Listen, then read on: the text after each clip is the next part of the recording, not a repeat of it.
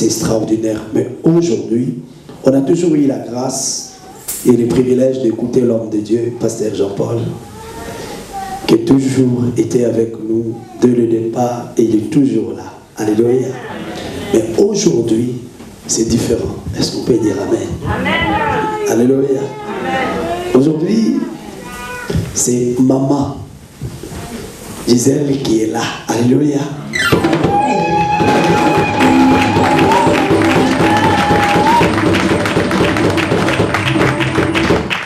Alléluia. On va recevoir la servante de Dieu, maman Gisèle. On acclame le Seigneur.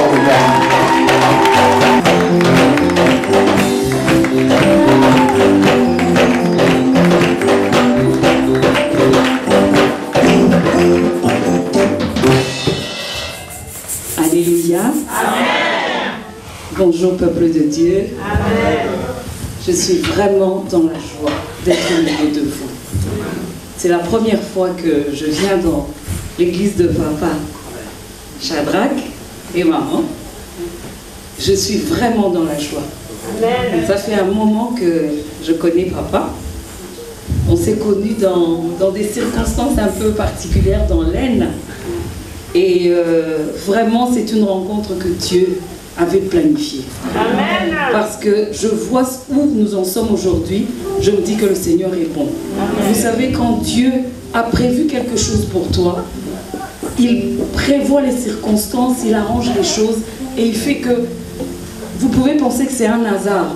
Parce que la façon dont on a rencontré Papa Shadrach, c'était vraiment... On peut dire un hasard, mais ce n'était pas un hasard.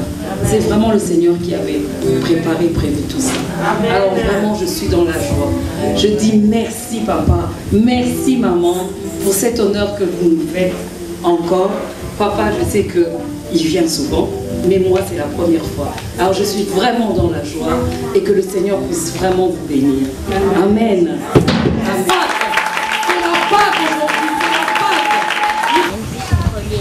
Parce que vous savez, le mariage, c'est quelque chose de très important. Amen. Il y a parmi nous, je pense, des gens qui sont mariés, des frères et sœurs qui sont mariés depuis des années. Amen. Il y en a qui sont dans les fiançailles et il y en a qui ne sont pas du tout mariés, qui n'ont même pas dans leur tête cette pensée de mariage. Mais Dieu veut parler à chaque catégorie d'entre nous. Amen. Amen. Parce que le mariage, c'est quelque chose de très, très important. Parce que quand nous regardons dans la parole de Dieu, nous voyons que au commencement, Dieu a créé l'homme, mais après la création de tout ce qu'il a fait, Dieu a institué le mariage. Amen. Amen. C'est pour nous dire que Dieu, quand il a dit à l'homme, il a donné la mission à l'homme, il a constaté que l'homme ne peut pas faire cette œuvre tout seul. Amen. Et Dieu a institué le mariage. Avant que l'homme ne puisse vraiment aller dans la plénitude de ce que Dieu voulait qu'il fasse, Dieu a institué le mariage. Amen. C'est pour nous dire que le mariage, c'est quelque chose de très, très, très important pour le projet que Dieu a pour chacun d'entre nous. Amen. Amen. Est-ce que tu es conscient que Dieu a un projet pour toi? Amen. Amen. Amen.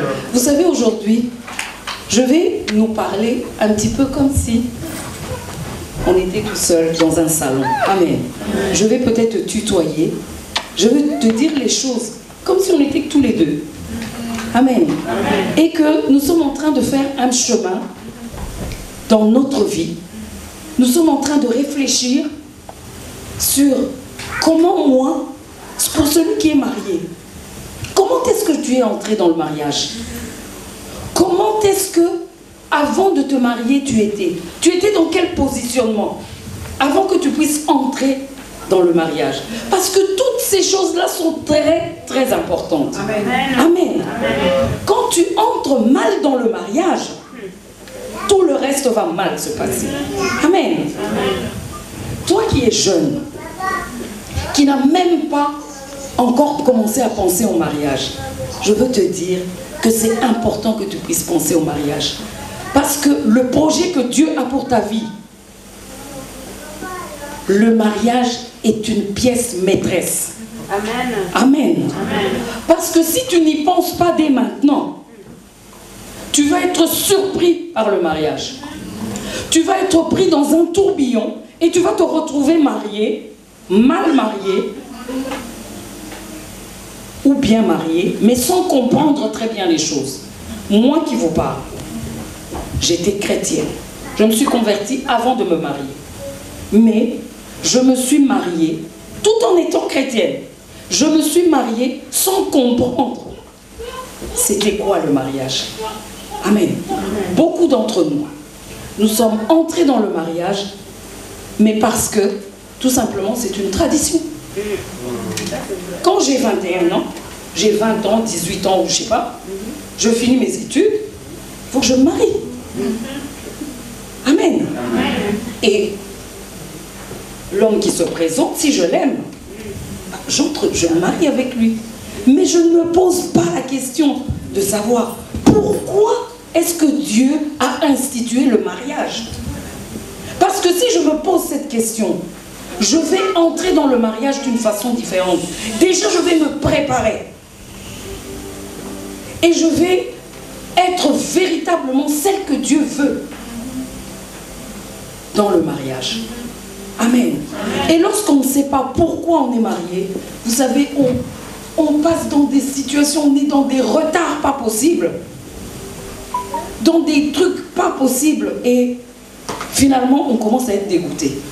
Amen. Et on commence à se dire, mais vous savez, beaucoup de mariés, souvent quand un marié depuis longtemps, il conseille quelqu'un qui n'est pas encore marié, il te dit, ma fille, le mariage c'est pas ce que tu crois, hein? Amen. Il va te dire, le mariage ce n'est pas ce que tu crois. Parce que souvent les jeunes, quand ils veulent entrer dans le mariage, ils se disent, oh je pars de chez moi, ma mère est trop stricte, mes parents, etc. Je vais aller me réfugier dans le mariage. Mais je vais te dire que le mariage ce n'est pas ce que tu crois. Amen. Mais la parole de Dieu nous dit, vous savez, il y a un livre qui a été écrit, le livre de la vérité. Nous devons toujours revenir à la vérité. Nous devons toujours apprendre à revenir à ce que celui qui a créé toutes choses, celui qui a institué toutes choses, a dit. Et la Bible nous dit que vous connaîtrez la vérité et la vérité vous affranchira. Amen. Alors aujourd'hui, nous allons juste poser des bases. Amen. Je vais juste poser et demain, je pense que le pasteur ira un peu plus en profondeur. Amen. Parce que le mariage, c'est vraiment quelque chose de très important. Amen. J'ai constaté 3 choses. C'est que souvent, quand on parle du mariage, les gens qui veulent se marier, quand vous êtes en train de leur parler du mariage, ils sont distraits. Ils sont très pressés de se mettre ensemble, de se marier, et ils ne vous écoutent pas. On fait souvent des entretiens de mariage, de préparation au mariage. Souvent, ce que j'ai constaté, c'est qu'ils ne vous écoutent pas.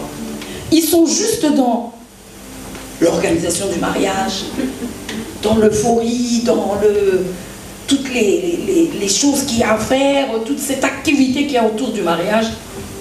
Mais ils oublient l'essentiel. Amen. Et quand on parle du mariage aux vieux mariés, souvent, ils disent, oh le mariage, moi je connais. Ça fait 15 ans que je suis mariée. Moi je vous dirais, ça fait 34 ans que je suis mariée. Le mariage, je connais. Mais mes bien-aimés, on ne connaît jamais assez le mariage comme Dieu le connaît. La vérité. Amen. Amen. Le mariage, c'est Dieu qui l'a institué.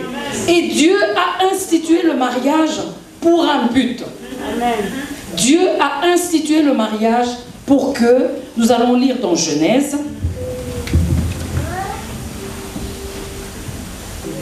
Genèse 2, au verset 18. Je vais aller vite, hein. Je pense que vous connaissez, vous êtes une église qui connaissait la parole de Dieu, je pense. Donc Genèse 2, au verset 18, l'Éternel dit, il n'est pas bon que l'homme soit seul, je lui ferai une aide semblable. C'est l'Éternel Dieu qui dit. Dieu savait qu'il n'était pas bon que l'homme soit seul. Amen. Et il va lui faire une aide semblable. Et à ce moment-là, quand il parle de ça, Adam, quand quand Dieu parle de ça, Dieu a commencé déjà à parler de ça, alors que Adam n'était même pas conscient du mariage. Adam n'était même pas conscient qu'il était seul.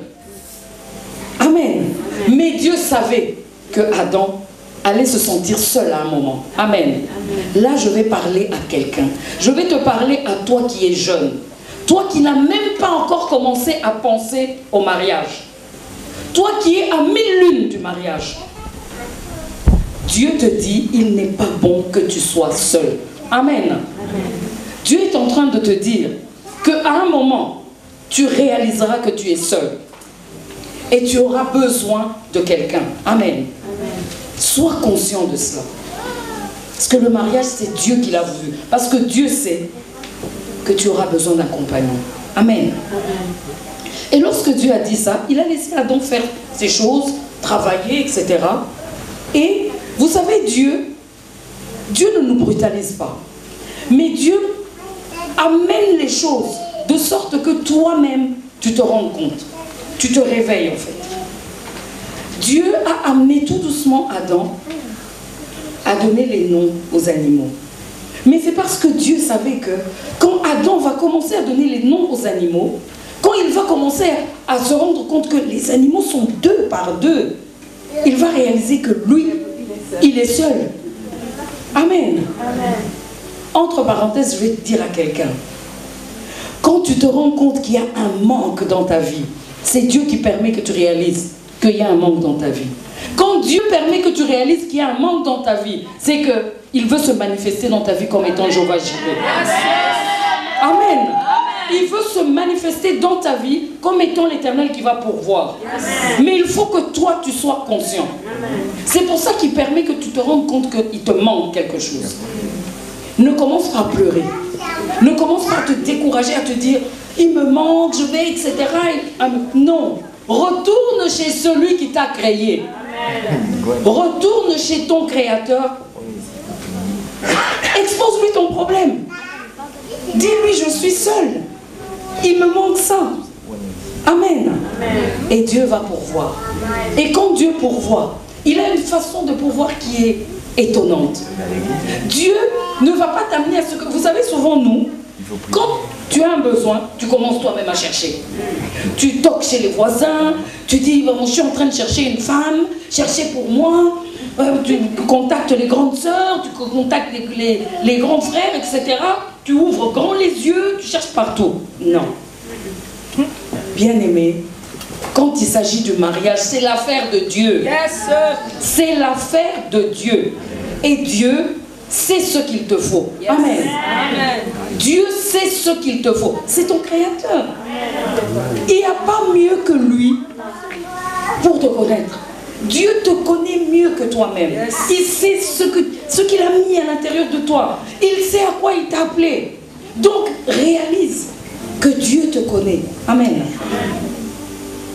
Prends tout simplement ton problème et amène-le à Dieu. Amen. Mais pour que tu puisses bien amener ton problème à Dieu, il faut que toi-même tu te connaisses. Amen. Parce que vous savez, si tu ne te connais pas, oh là là. Si tu ne te connais pas, tu vas demander des choses à Dieu qui ne correspondent pas à ce que tu es. Amen. Tu vas commencer à demander les choses. Tu vois un couple qui est là, marié, qui est entré dans le ministère, tu ne connais pas les difficultés qu'ils ont. Tu vois ce qu'ils affichent. Alors tu commences à prier, Seigneur, je veux une femme comme la sœur. Je veux, etc. Est-ce que tu connais la sœur? Tu ne la connais pas. Tu la vois toujours toute belle dans l'église. Tu la vois toujours toute pimpante, bien habillée, etc. Mais tu ne la connais pas. Tu ne la connais pas. Tu n'es pas son créateur. Tu ne la connais pas. Alors, bien-aimé, reviens à Dieu. Amen. Reviens à Dieu. Et Dieu va te faire dormir. Amen. Dieu va te faire dormir et il va préparer ton épouse ou ton époux. Amen. Et quand tu te réveilleras, tu n'auras même pas 1001 questions à te poser. Amen. Et tu verras que c'est ton mari, c'est ta femme. Moi qui vous parle, je vous dis que moi c'est le Seigneur qui m'a amené vers mon mari. Amen. Je venais de me convertir, j'étais à fond dans le Seigneur. Je ne voulais pas, j'avais tout laissé, mais vraiment j'étais à fond. Et le Seigneur m'a amené dans la maison de mon mari. Amen. Nous, on ne s'est pas rencontrés dans la rue ou dans je ne sais pas quoi. Non. Dieu m'a amené dans la maison de ses parents. Par un beau-frère, celui qui a épousé ma grande sœur, aujourd'hui ne sont même plus mariés. Dieu a utilisé cet homme pour m'amener. Et moi, j'étais à 1000 de penser que j'allais ce jour-là rencontrer mon futur époux. Amen. Vous vous rendez compte? On a été invités, comme par hasard, à aller manger dans une famille. Et on est allé manger. Et mon mari venait d'arriver. Et je vous assure, quand il nous a dit juste bonjour, mon cœur a frissonné. C'est vrai. Amen. Non, mais c'est vrai. Juste le bonjour. Amen. Et je n'ai pas compris pourquoi. Mais c'était l'homme que Dieu avait prévu pour moi. Amen. C'était l'homme que Dieu avait préparé pour moi. Amen. Et aujourd'hui, tout le prouve. Tout est en train de montrer que, bien-aimé, dors. Dors, Dieu va te donner ton mari ou ta femme. Amen. Ne cherche pas. Amen. Prends le problème, donne-le à Dieu. Amen. Amen. Alors, je suis en train de regarder le temps et je suis en train de me dire... Amen. Le Seigneur est bon. Vous savez, nous sommes en train de parler du mariage. Mais le mariage, en fait, Dieu a prévu le mariage pour un but. Nous allons repartir dans la parole de Dieu. Dans Genèse 1,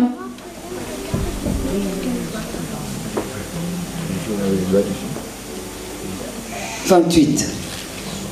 Amen. Je vais vous poser une question. Qui, lorsqu'il s'était marié, il avait pensé à ce passage? Genèse 1, 28. Dieu les bénit et Dieu leur dit: soyez féconds, multipliez, remplissez la terre, assujettissez, dominez sur les poissons, sur etc. et tout. Amen. Qui d'entre nous, lorsqu'il s'est marié, il avait pensé à ce passage? Moi, la première, je vous dis que non. Je mentirais si je vous dis que lorsque je me suis mariée, c'est ce passage-là qui m'avait fait entrer dans le mariage. Je vous dis que c'est pas vrai. Ça serait mentir si je vous dis que c'est ça. Moi, je suis rentrée dans le mariage parce que j'étais arrivée en âge de me marier. J'étais une chrétienne, il me fallait un mari. C'est la destinée d'une fille. À un certain âge, il faut se marier. C'est comme ça que moi, je suis entrée dans le mariage. Je me suis dit, bon, voilà. Et en plus, quand je me suis mariée, mon mari n'était pas très chrétien. Amen. Mais Dieu avait ses plans. Dieu avait ses plans. Et Dieu savait qu'il allait m'utiliser pour que lui, il vienne au Seigneur. Amen. Dieu a ses plans. Ne vous inquiétez pas pour les plans de Dieu. Dieu maîtrise ses plans. On ne peut pas aider Dieu. Souvent, nous cherchons à aider Dieu. Non, non, non, tu ne vas pas aider Dieu. Le seul truc que Dieu te demande de faire, c'est prier. Amen. Tu pries, tu t'appuies sur sa parole et tu pries. Et le Seigneur agira. Amen. Amen. Le plan de Dieu pour le mariage, pourquoi Dieu veut que tu sois marié, c'est qu'il veut que tu puisses dominer, que tu puisses assujettir. Amen. Que vous puissiez ensemble dominer, que vous puissiez assujettir, que vous puissiez être fécond, que vous puissiez multiplier. Amen. Ça, c'est vraiment ce que nous devons garder en tête. Amen. C'est en fait quand tu es en train de faire quelque chose, ça doit être un verset qui doit être affiché en grand. Nous sommes là. Moi, si je suis dans cette affaire-là de Dieu, dans ce mariage, je suis là pour que ensemble nous puissions dominer, que nous puissions multiplier, remplir la terre, assujettir. Amen. C'est pour ça. Ça, c'est le projet de Dieu. Dieu veut que nous puissions remplir la terre. Yes. Des gens qui sont comme lui. Amen. Amen. Dieu veut que nous puissions multiplier, que nous puissions assujettir, que nous puissions dominer. Et il nous a donné tout ce qu'il faut. Amen. Jésus-Christ est venu. Il a tout accompli. Il nous a donné le pouvoir de marcher sur les serpents, les scorpions. C'est des versets que nous connaissons. Quand nous prions, nous sommes champions là-dedans. Amen. Nous savons écraser, machin, etc. Mais bien aimé, mais le plus important, c'est le mariage. Amen. Si dans ton mariage tu réussis, le reste va marcher. C'est la vérité. Si dans ton mariage tu échoues, le reste ne marchera pas. Et vous savez, mes bien-aimés, je vais te dire ce soir, ne soyons pas des hypocrites.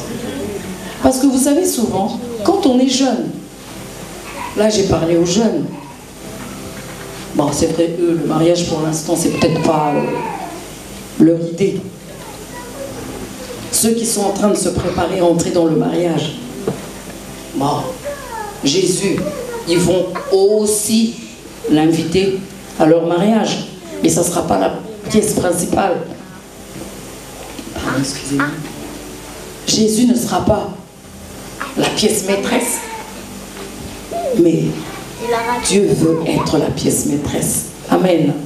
Nous allons lire Jean chapitre 2 pour nous dire que j'ai commencé à parler du mariage en partant de l'Ancien Testament. Dans l'Ancien Testament, la première chose, Dieu, après avoir créé les animaux, etc., il a créé l'homme, il a institué le mariage. Donc c'était quelque chose qui tenait vraiment Dieu à cœur. Et dans le Nouveau Testament, quand on lit dans Jean 1, à la fin de Jean 1, on voit que c'est marqué que, au verset 51, il dit: en vérité, vous verrez désormais le ciel ouvert et les anges de Dieu monter et descendre sur le Fils de l'homme. Amen. Jean 1 s'achève. Maintenant, nous entrons dans Jean 2. Alors, dans Jean 2, il dit, dès le commencement de Jean 2, 3 jours après ce passage de Jean 1, 51, où il dit, maintenant vous allez voir le ciel ouvert et le Fils de l'homme, les anges monter, descendre, etc. Il dit 3 jours après, il y eut des noces à Cana en Galilée. La mère de Jésus était là. Et Jésus fut aussi invité aux noces avec ses disciples. Amen. Jésus fut aussi invité. J'aime bien entendre mon mari quand il prêche de ça. Souvent, il fait rire. Il dit, on a invité tout le monde, mais les derniers petits cartons qui sont restés, on s'est dit, tiens, qui est-ce qu'on va inviter? Et on a invité Jésus. Et c'est vraiment, non, vous savez, on en rigole, mais c'est vraiment ce qui se passe dans les mariages. Jésus, on l'invite aussi. Alors que Jésus devrait être l'organisateur du mariage. Amen. Jésus devrait être la pièce centrale du mariage. Jésus devrait être celui qui est au commencement des préparatifs du mariage. Il devrait être au centre. Il devait être... Amen. On nous parle, je crois, c'est dans de la corde à 3 fils. Jésus doit être la pièce maîtresse du mariage. Mais souvent, nous l'invitons aussi. Amen. Et heureusement qu'il a été aussi invité. Amen. Heureusement qu'il a été aussi invité. Donc Jésus était là. Vous voyez un peu comme dans cette salle au fond là, assis quelque part, alors qu'il aurait dû avoir la place d'honneur. Mais Jésus était assis quelque part avec ses disciples. Et nous là, la fête a battu son plein. On a dansé, on a chanté, etc. Mais vous savez ça là, c'est pas un mariage neuf ça. C'est pas un mariage qui vient de commencer. Ça c'est un vieux mariage ça. Amen. Le mariage, les noces de Cana, on prêche souvent de ça. quand on marie un jeune couple. Mais moi, quand je méditais ce passage, le Seigneur m'a amené à me dire que non. Moi, ce que je te dis, les noces de Cana, c'est pas un vieux mariage. Parce que quand Jésus est venu, les mariages avaient déjà eu lieu, les gens s'étaient déjà mariés selon les traditions. Amen. Ils étaient déjà mariés depuis longtemps, ils avaient leurs habitudes, ils fonctionnaient déjà dans les couples. Amen. Ils avaient déjà... Et vous savez, dans le mariage, il y a des hauts, il y a des bas.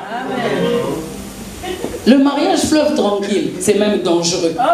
Amen. Parce que le mariage, c'est quelque chose qui est... La parole de Dieu nous dit, vous deviendrez une seule chair. Vous deviendrez. Donc c'est un processus. Amen. Amen. Le mariage, si tu me dis que toi et ton mari ou toi et ta femme, c'est toujours dès les premiers instants, ça a été. C'est faux. Amen. Parce que vous êtes différents. Amen. Vous êtes différents. Et quand vous êtes différents, il y a des choses qui ne vont pas.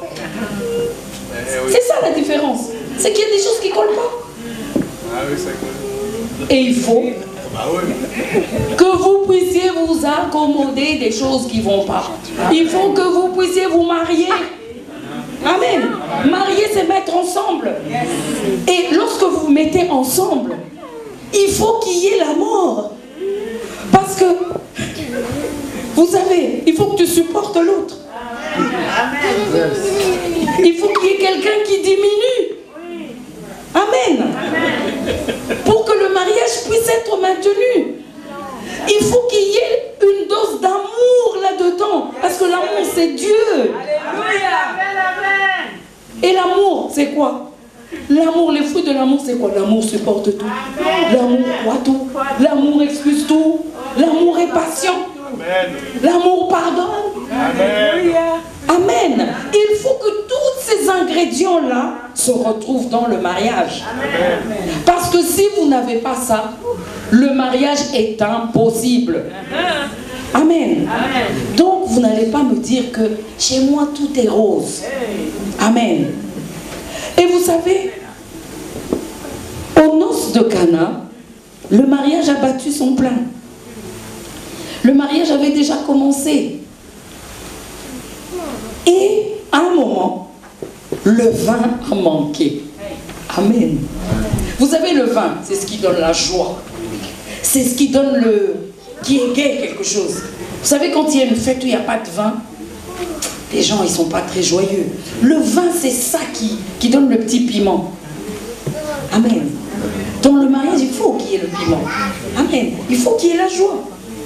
Et Dieu a créé le mariage pour ça. La preuve, c'est que lorsque Marie, c'est quelqu'un d'extérieur, qui s'est rendu compte que dans ce mariage, il y a quelque chose qui manque. Vous savez, souvent, nous sommes dans notre mariage, le vin manque. Nous ne nous rendons pas compte que le vin manque. On est habitué à nos disputes, à nos incompréhensions, à nos mésententes. Amen. Nous sommes habitués. Mais vous savez, mes bien-aimés, les signes du vin qui manque, souvent c'est ça, ça aussi. Amen. Au début, quand on se marie, ton mari peut faire tout ce qu'il veut de mal, il peut laisser traîner les chaussettes, il peut faire je ne sais pas. Tu es toujours la chérie, tu ramasses, tu ranges, tu prends, tu fais, mais au bout de 10 ans, là, ça vient dur. Tu fais exprès ou quoi?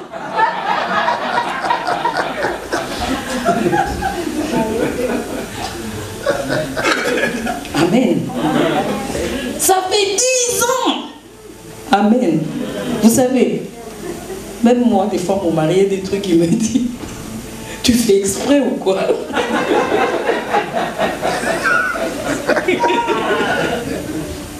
Je dis, mais non. pas exprès. Parce que c'est vrai, je ne suis pas exprès, mais bon.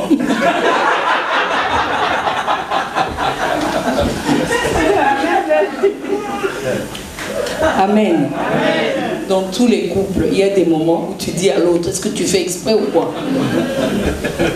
Amen. Amen.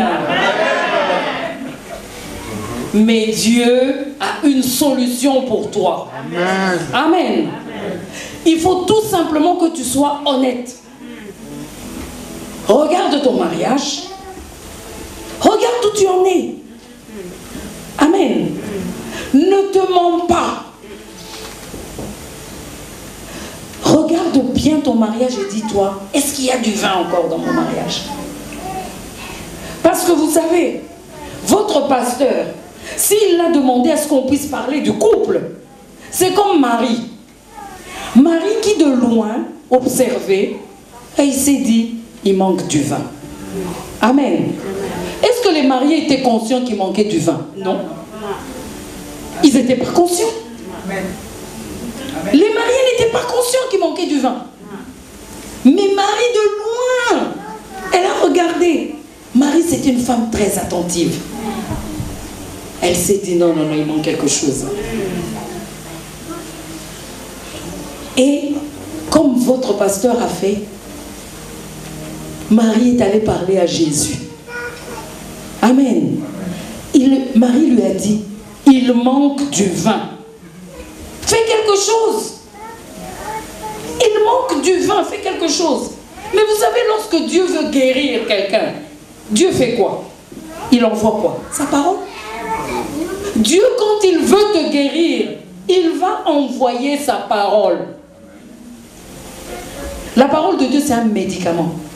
Amen. Amen. Amen. La parole de Dieu, c'est ça qui te restaure. Amen. Et vous savez, moi je suis soignant. Je sais comment un médicament agit dans le corps de quelqu'un. C'est pas parce qu'on te donne un médicament aujourd'hui que demain tu es guéri. Non. Il faut un temps. Il y a une prescription et il y a un temps. On va te prescrire peut-être 10 jours d'antibiotiques ou je sais pas 15 jours d'antidouleur. Tant que tu as mal, tu continues de le prendre. Tant que tu as mal. Tant que tu as les symptômes, tu continues de prendre le traitement. Amen. Est-ce que vous me suivez? Amen. Tant que tu vois les symptômes, tu continues de prendre le médicament. Amen. Et des fois, même lorsque les symptômes ont commencé à s'atténuer, on te demande de continuer. Parce que le diable, il se terre, il se cache et il attend le bon moment pour rebondir. Donc, lorsque la solution, même lorsque Dieu te donne la solution, continue de prendre le médicament. Amen. Votre pasteur a vu qu'il y avait un problème. Et il a envoyé la parole. Amen. Amen. Amen. Et Marie est allée voir Jésus. Il lui a dit, il leur manque du vin. La fête va s'arrêter. Le mariage va s'arrêter. Amen. S'il continue comme ça, le mariage va s'arrêter. S'il continue comme ça, ce sera une coquille vide. Devant les hommes, on va penser qu'il y a un mariage. Mais dans le fond, il n'y a plus rien. Amen. Amen. Ils sont à l'église, ils sont tous les deux assis, côte à côte. Ils font des grands amen, alléluia. Mais quand ils rentrent chez eux, il n'y a plus rien. Dès qu'ils franchissent la porte, mais comment est-ce que toi tu as fait ça? Comment? Les disputes commencent. Amen. Mais bien aimé, regarde ton mariage. Regarde ce que tu vis. Là, je te parle, c'est toi et moi. Amen. Considère ton mariage. Où tu en es? Où tu en es avec ton mari? Où tu en es avec ton épouse? Est-ce que tu le supportes encore? C'est que le vin a diminué. Amen. Amen. Tu peux le supporter. Amen. Supporter. Amen.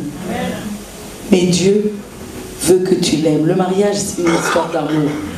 Amen. Dieu nous aime. Pas parce que nous sommes, je ne sais pas quoi. Non. Dieu nous aime tout simplement parce que nous sommes ses enfants. Regarde comment nous aimons nos enfants. Nous les aimons parce que c'est nos enfants. Il peut être moche, il peut être, je ne sais pas, tout le monde se moque de lui, tout le monde. Mais moi, je l'aime. Parce qu'il est sorti de moi. J'aime mon enfant. Je ne l'aime pas parce que quelqu'un m'a dit de l'aimer. Non, je l'aime parce que je l'aime, c'est tout. Amen. Mais bien aimé, c'est pour ça que Marie a demandé à ce que Jésus puisse intervenir dans ce mariage. Et lorsque Jésus est intervenu, Jésus a des façons d'intervenir qui, moi, m'étonnent. Jésus intervient, il leur dit quoi? Il ne leur demande pas, il ne vient pas faire des prières, des trucs, etc. Au nom de Jésus, maintenant, reçois ou je ne sais pas quoi. Non. Il leur dit, est-ce qu'il y a des outres ici? Il y a des outres qui servaient à la purification. Et il y avait quoi? De l'eau dedans.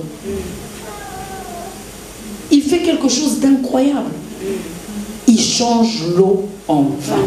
Amen. Et lorsqu'on a servi ce vin, les gens se sont dit, mais c'est incroyable.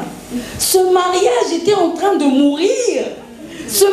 Dans ce mariage, il n'y avait plus rien. Mais regarde comment ce mariage est devenu. Regarde comment ils s'aiment. Regarde comment les gens vont vous regarder en se disant, mais c'est pas possible. Ce vieux couple-là, il est si amoureux. Ce vieux couple-là, il est... Mais c'est incroyable. Mais vous savez pourquoi? Dieu nous parle des mariages des personnes qui sont plus âgées. Parce qu'il veut que nous puissions donner envie aux jeunes pour pouvoir entrer dans le mariage. Parce que si nous, les vieux couples, nous avons des mariages où il n'y a pas de vin. Les jeunes, aujourd'hui, regardez la société. Les jeunes ne veulent plus se marier. Les jeunes veulent vivre ensemble. Ils veulent d'abord essayer, ils veulent d'abord tester, ils veulent d'abord cohabiter, etc. pour ensuite se marier.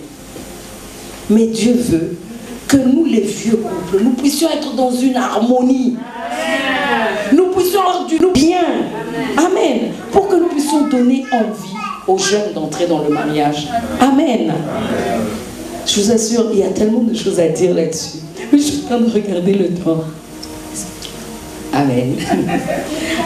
Je vais vous dire une autre chose. Dans le mariage, vous savez, là je vais parler un petit peu, je vais survoler un petit peu les histoires des conflits. Vous savez, l'homme que Dieu t'a donné, c'est une bénédiction que Dieu t'a donnée. C'est Dieu en fait qui te donne son amour au travers de ton partenaire. Amen.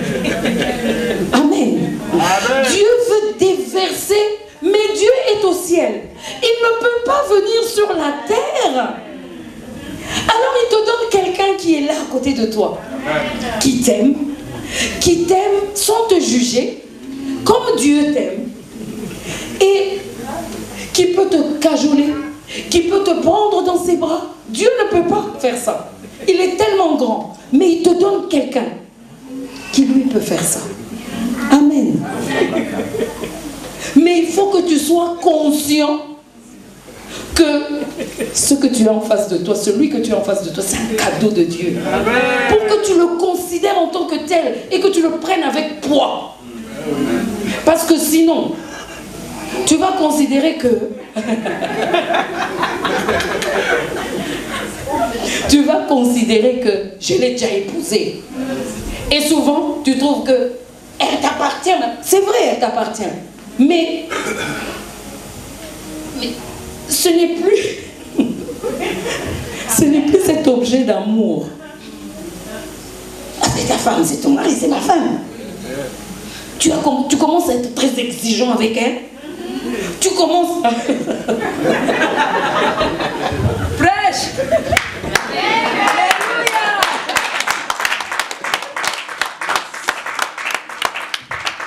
Très exigeant sans amour. Amen. Fais-moi ci, fais-moi ça. Fais-moi à manger.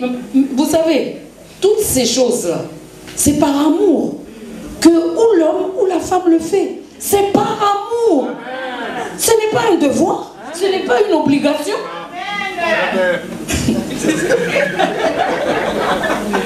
Amen. C'est par amour. Amen. Amen. Ce qui doit nous motiver à faire ces choses-là, c'est l'amour. Yes. Vous savez pourquoi nous aimons Jésus? C'est parce qu'il nous aime. C'est parce que Jésus ne te juge pas. Quand il s'approche de toi, il tient compte de toi, il a du tact. Il est sensible. Il te dit quelque chose. Vous savez, quand le Saint-Esprit commence à te faire des reproches, le Saint-Esprit, il va te dire, regarde. Après, il se retire. Maintenant, toi, ouvre les yeux. Non, Dieu nous aime vraiment. Je ne sais pas si vous vous réalisez combien Dieu nous aime. C'est de cette façon, mes bien-aimés, que nous devons être avec notre partenaire. Amen. Dieu t'a donné un miroir. Amen. Parce que lui, il ne peut pas chaque fois venir te dire fais ci, fais ça, enlève ça, corrige. Vous savez, le miroir, il te parle sans te parler. Quand le miroir te dit quelque chose, tu l'enlèves tout de suite. Amen. Tu vas avoir une chemise comme ça. Tu vois? Tu ne sais pas. Tu vas devant le miroir, tu regardes. Toi-même, tu vois. Oh, ma chemise est là. Tu redresses. Amen. Le miroir t'a parlé. Amen. Le miroir t'a renvoyé ce que tu es. Amen. Amen. C'est ça ton partenaire. Ton partenaire, c'est quelqu'un qui te renvoie ce que tu es. Amen. Qui te dit, là, ça ne va pas. Et qui te voit de partout. Le miroir, il te voit de devant. Pour que tu regardes derrière, il faut vraiment que tu mettes plusieurs miroirs. Mais ton partenaire, lui, il te voit de partout. Il te voit devant, il te voit derrière, il te voit, il sait comment tu parles, etc. Il te connaît. Amen. Et ton partenaire est là, bien-aimé, femme, bien-aimé, homme. Je nous encourage, je vous encourage à dire à votre partenaire les choses qui ne vont pas. Mais le problème, c'est quoi aussi? C'est que souvent, quand tu vas le lui dire, comment est-ce que tu me parles comme ça? Il faut que tu me parles bien. Amen. Il faut que nous puissions aussi savoir parler. Amen. Amen. Là, ça rentre aussi dans le problème de communication, etc. Il faut la douceur. Il faut, vous savez, quand tu dis quelque chose à quelqu'un, le miroir te parle avec beaucoup d'amour. Parce que le miroir, quand il te parle, il te dit rien, mais il te montre réellement ce que tu es. Extérieurement. Amen. Et tu enlèves tout de suite. Mais lorsque ton partenaire te parle, est-ce que tu l'enlèves? Et vous savez, quand le miroir te parle, le miroir n'enlève pas à ta place. C'est toi qui enlèves. Amen. C'est toi qui enlèves la chose qu'il y a sur toi. C'est la même chose. Quand ton partenaire te parle, c'est à toi d'enlever. Amen. Il y a un passage, c'est dans Ecclésiaste, non, c'est dans Proverbe, qui dit autant que le fer aiguise le fer, l'homme est aiguisé par l'homme. Donc Dieu se sert de ton partenaire pour t'aiguiser. Amen. Amen. Dieu se sert de ton mari, de ton épouse, pour que tu deviennes parfait.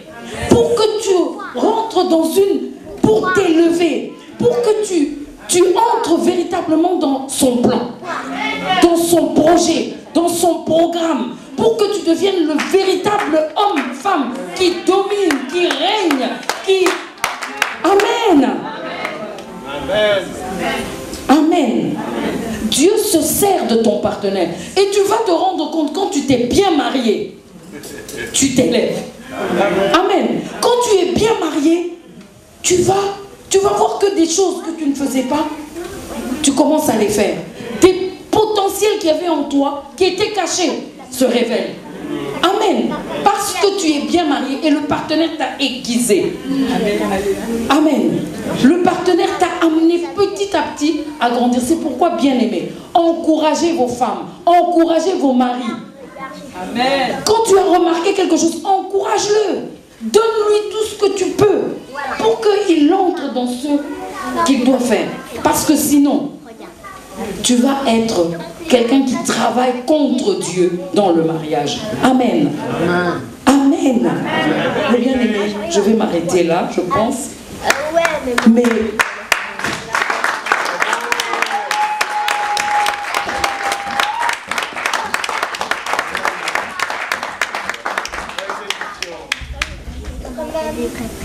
si je peux vraiment nous laisser sur une image, garder l'image du miroir. Amen. Et de celui du fer qui aiguise le fer. Aiguise ton partenaire. Aiguise ton partenaire. Ne le laisse pas comme il est. Aiguise-le. Amen. Amen, amen, amen. Nous allons acclamer le Seigneur. Amen. Nous allons acclamer le roi des rois qui a des plans pour toi, qui a des projets pour toi, qui veut que tu entres dans l'appel qui est sur ta vie et qui t'a donné un partenaire merveilleux, un partenaire parfait qui te correspond. Mais il faut tout simplement que tu sois conscient que tu as un bon partenaire. Amen. Amen. Amen.